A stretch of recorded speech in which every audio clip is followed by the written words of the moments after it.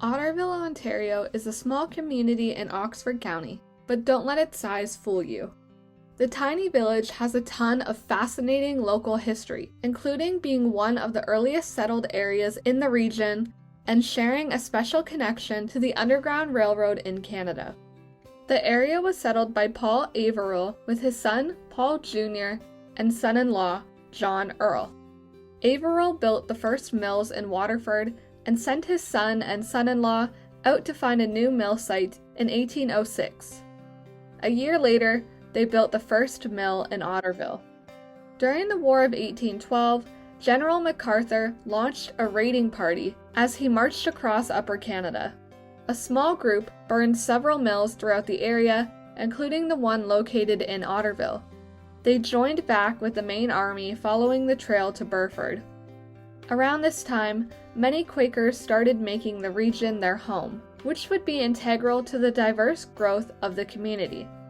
Quakers in Canada and the United States played an important role in the Underground Railroad. The group helped bring enslaved African Americans to areas of greater freedom, including Otterville. Beginning in 1829, Quakers were encouraging newly arrived former slaves, as well as free African American families, to settle in the area and take advantage of the rich, prosperous land for farming. With the help of the community, the American arrivals thrived. They founded the African Methodist Episcopal Church in 1856, serving the area until the late 1880s, when the church fell into disrepair and was demolished. The African Methodist Episcopal Cemetery serves as one of the last reminders of Black settlers in the area. It sits in an isolated location surrounded by farmers' fields and thick trees. Sadly, the corresponding names for each site are long lost, as the original headstones were made out of wood and no records were kept. The community undertook a restoration of the cemetery in 2007 to demonstrate Otterville's pride and appreciation for a truly significant era in its history. They added new markers that displayed an image of a candle to show where the original burial places of the 144 Black pioneers were located. When deciding on a symbol that best represented hope, the South Norwich Historical Society opted for the candle design. Many of the former slaves who settled in Otterville would have made it to Canada by following flickering candle lights in the windows of the Underground Railroad's stations, which were private homes of abolitionists who provided a place to stay. The cemetery is one of the only preserved Black pioneer burial grounds in the entire province.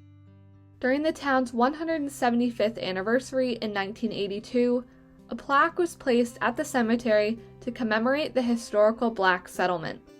The African Methodist Episcopal Cemetery is a testament to the perilous journey endured by American slaves who came to Canada. Otterville was once known as a milling center, which is what drew many of the first settlers to the area. The Otterville Mill was built in 1845 by Edward Bullock and was run by water supplied by a dam on the river. As one of the oldest continuously operated wheel-powered mills in Ontario, the 3-story frame grist and flour mill was operated by Matthew Madison with an annual capacity of 20,000 bushels. Although the Otterville Mill ceased commercial use in 1981, it continues to be used on occasion and is now located on the site known as Mill Park. Otterville was part of the region's agricultural boom period. In the 1940s, tobacco was introduced to the area. With tobacco came salve oil burner manufacturing, followed by Powell bulk curing systems that helped to make curing tobacco easier. Today, most farms stick to harvesting cash crops like corn and soybeans, vegetables, ginseng, and occasionally tobacco. The introduction of the rail line brought manufacturing to Otterville. The Otterville Sweeper Company made the first carpet sweepers in North America. Eventually, the Otterville Sweeper Company became the Otterville Manufacturing Company, shifting over to crafting small agricultural equipment, furniture, and piano stools. On this site today is the auto part manufacturer Fleetwood. The Otterville Railway Station Museum is a single-story wood railway station constructed in 1875 as part of the integral Port Dover-Lake Huron railway line. In 1881, the Grand Trunk Railway took control of the line, followed by the Canadian National Railway in 1923. After 60 years of service, the railway line shut down in the 1930s, and the building was eventually relocated in 1989 to its current site. The museum opened in 1991 and showcases the area's fascinating history through artifacts and pictures. The building was restored by the South Norwich Historical Society to replicate the original train station. Woodlawn Place was designed and lived in by Thomas Wright in 1861. The octagonal cottage served as a small center for meetings, community get-togethers, and more. The unique build was moved to its current location in 1976 and continues to be used as a meeting center to this day. Pine Street Burying Ground and Herbtown Cemetery are both situated near several historical resources, including the museum and octagonal cottage. Pine Street Burying Ground is located near the site of the original Pine Street Friends Meeting House, which was built in 1819. The burying ground is now the resting place of many of the area's earliest settlers. Herbtown was a community founded by Samuel Erb in 1855. Along with his sons, the family owned and operated saw and woolen mills and donated the land for the Episcopal Methodist Church and Cemetery in 1861. Otterville Park was established in 1891 by the Otterville Park Company. A footbridge over the river and 10 acres of land were added to the park by 1920. In 1924, a local building at the fairground was dismantled, and the materials were used to build a pavilion.